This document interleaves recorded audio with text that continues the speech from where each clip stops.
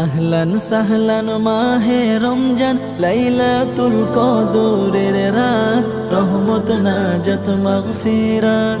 আহলান সাহলান মাহে রমজান, লাইলাতুল কদরের রাত, রহমত নাজাত মাগফিরাত। আল্লাহুম্মা বারিক লানা ফি রজব ওয়া শাবান ওয়া বাল্লিগনা রমাদান ওয়া বাল্লিগনা রমাদান।